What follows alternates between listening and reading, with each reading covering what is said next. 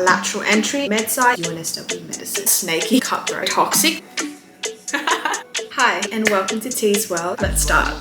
Disclaimer, if you're watching this, please do not be offended. I asked 4 students 5 to 6 questions. These are their thoughts. What is the Lateral Entry Scheme? One of the ways where you can get into UNSW Medicine. How does it work? You do 3 years of the UNSW Medical Science degree with honours. Then you transfer into UNSW Medicine year 3. After year 3, jump to year 5 and year 6. Boom, that's your degree done. Tick. Okay. How to apply, how the whole process works. In your second year of UNSW Medsci, apply through UNSW to transfer into the UNSW Medicine degree. Requirements wise, you must be a domestic full-time student and complete all 16 core courses. So what are core courses? They pick 13 out of 16 core subjects. I'll chuck a screenshot and a link where you can read all about it. During your Medsci degree, you have to do some science elective subjects and general education courses. None of those count, so it's just the 16 courses that everyone in Medsci has to do. You need to sit the UCAT exam in your second year of your Medsci degree, and they use your WAM from the first 2 years of your UNSW Medsci degree. So this means that they don't use your ATAR at all. The lateral entry pathway is good if your ATAR is less than 96, because it can't apply to UNS Med by school leaver, year 12 entry, or via non-standard. So that's when you'd go via the lateral entries. After UCAT and WAM, they will select around 20 to 25 people who will then sit a slightly modified UNSW Medicine interview by invitation, one-on-one interview, but you are scheduled in groups of 5. Everyone in the interview group got over like 90 in terms of the average mark between their WAM and their UCAT, and all of them got in. So that's something to think about in terms of what marks you should be aiming for. After the interview, you'll receive your offer before the 3rd year of Medsci starts. It's a conditional offer, so it can be rescinded, but apparently the conditions aren't very difficult. You just have to maintain a credit average for 3rd year and a minimum 75 WAM in honours. Before joining the UNSW Med program, you have to complete 2 bridging courses, and in your 3rd year of Medsci, you will choose a major. There are up to 10 positions available via the lateral entry scheme each year. However, some years they choose less. For example, if people drop out after receiving a spot elsewhere and they don't replace it. Normally it's 8 unbonded and 2 bonded spots. Question, what grades do I need? So it mainly comes down to your WAM and UCAT. These are weighted equally. Realistically, you want the average of your WAM and your UCAT to be over 85. A lower WAM would need a higher UCAT and vice versa, so they can kind of compensate for each other. If your average comes out to be on the lower end, then the interview is more important for you. If your average is pretty high, the interview is basically more chill. In terms of the average WAM and UCAT of the cohort that got in this year, the highest was 93, the lowest was 86. But it does change every year, so there's no hard and fast rule. Essentially, above 85 is a good goal. The interview is important, however, the selection for med offer was very mark skewed. So you got to make sure that your WAM and your UCAT is really on the higher end of the question. How is the workload? The takeaway for this question is, yes, Medsci can be quite hectic. It's very content dense. You may feel overwhelmed. However, if you're consistent, productive, and organized, you should still be able to balance and have a life outside of uni. It shouldn't kill your social life. Something that is important is to learn a study method that works for you, so experiment. And it's really important that you are consistent, so you can't cram subjects like a NAT and expect to remember everything. You don't need to study like 7 days a week. It's important to take breaks or you will burn out. It's not too bad. 3rd year can be hectic depending on the major you choose and the subjects you decide to do. For example, if you're majoring in ANAT, doing visceral and neuro ANAT in term 1 might be very packed. Being consistent is one of the most important things. During honours, you'll have to do some bridging courses, one in public health and one for clinical skills. You'll also have some lessons on Q&P. Public health is done at the start of the year, close to your literature review and your intro seminar dates. Regarding workload, someone else said, as with all degrees, they felt that the impact of workload is dependent on the individual and your study techniques. The jump from year 1 to year 2 felt really massive in terms of content, and at times they were overwhelmed, especially around exam time. Question, what is the environment like? Is it cutthroat? Once again, disclaimer,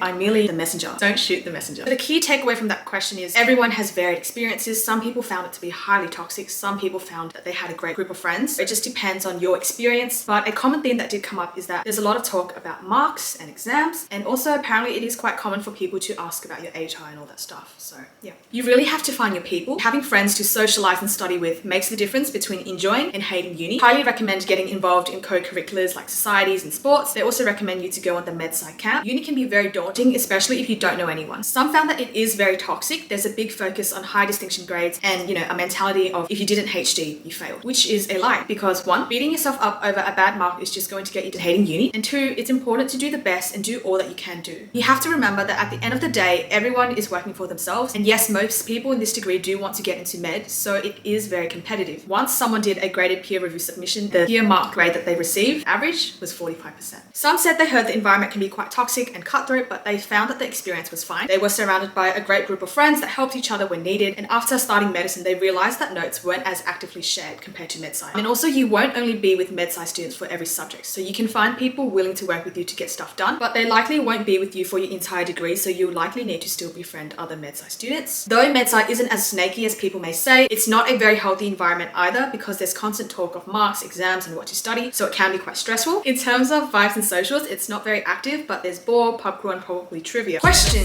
how was the transition to med? It's honestly just another step of the grind, so you do have to change cohorts heaps of times, which sucks, especially if you make good friends. But all the people who get into med via the lateral entry scheme tend to be quite cool and well-rounded. You're super knowledgeable about some areas, but also clueless about others. Put yourself out there and meet new people, because again, uni will be lonely if you don't know anyone. Generally speaking though, your knowledge levels will be quite similar to the med kids. However, you might struggle with some of the clinical stuff, which you can pick that up fairly quickly. I feel like the Medsci kids will probably be better at the clinical stuff than us, because we went through COVID, we barely had hospo. I went into hospo twice in year 1 and year 2 combined. Generally, the lateral entry kids are a little bit more mature. This tends to make things easier in general. You do a 6-week bridging course over the summer, which ends a few days before the semester starts. So make sure to enjoy your December break. You'll spend 3 days a week learning some of the stuff you miss out from phase 1 med, and you'll spend 2 days a week at hospital. In these 6 weeks, hospo is mostly structured classes, unlike phase 2, which is more self-directed. As for social life, you'll likely befriend people in your hospo sequence once you start going in. And also Medsci runs a lot of events, so meeting people outside of hospo or class is an option. The transition to med was rather smooth. So the key takeaway to this question, the transition is mostly smooth, pretty chill, content-wise and socially, so you should be fine. Don't worry too much about it. It'll be okay. Question: would you recommend Medsci? 2 of these responses are really funny, so I'll put a screenshot of what they said. But again, I'll just lump everyone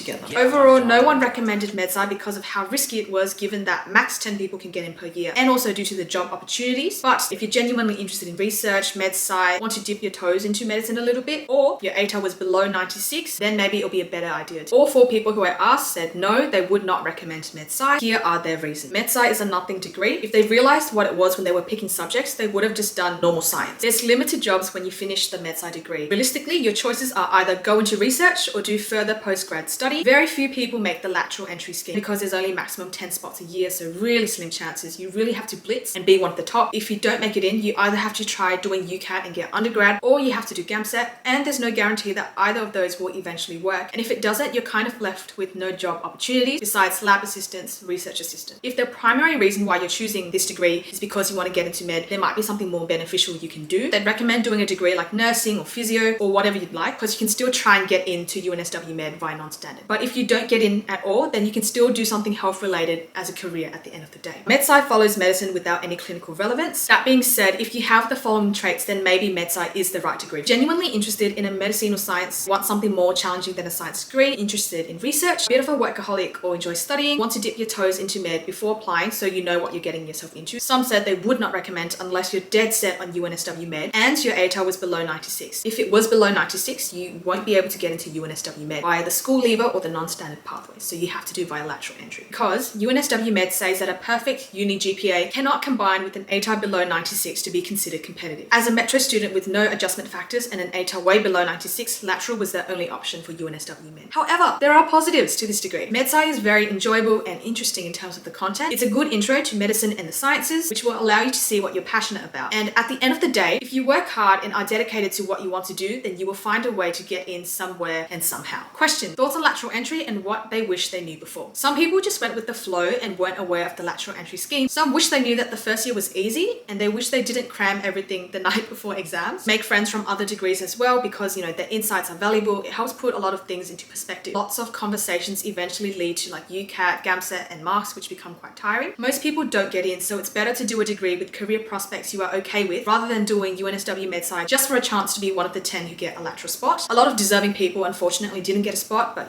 that's just how it goes. Some wish that there were reference marks for both WAM and UCAT percentile from previous years so that they could determine how achievable entrance may be and determine if it's worth the risk. So very early on in this video, I've already given you the recommended marks you should aim for according to someone who got in via this pathway. So hopefully that helps. They were very pleased with the quality of teaching that the lateral cohort experienced, especially during the bridging courses. Often they had like course conveners and experienced med professionals. Question: did anything surprise you about lateral entry? How well the lateral cohort is getting along, but they think this may be cohort dependent.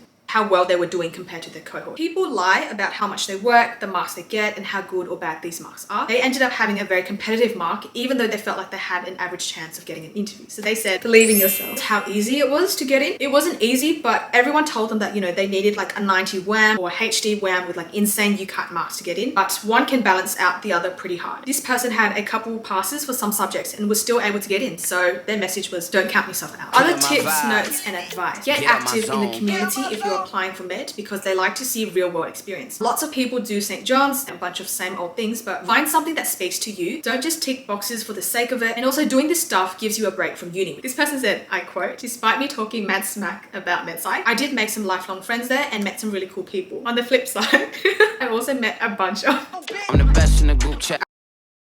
But I guess this is probably the same in most degrees.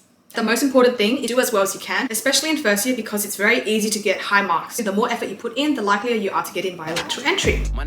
Alright, thank you so much to the 4 people who helped with this video. You know who you are. Whilst most of them have decided to remain anonymous, one of them has very kindly offered their name. Thank you, Rahul. So that brings us to the end of this video. Like, comment, subscribe, and your notes on. Tell me your thoughts, requests. Take care, stay safe. I'll see you very soon, and bye.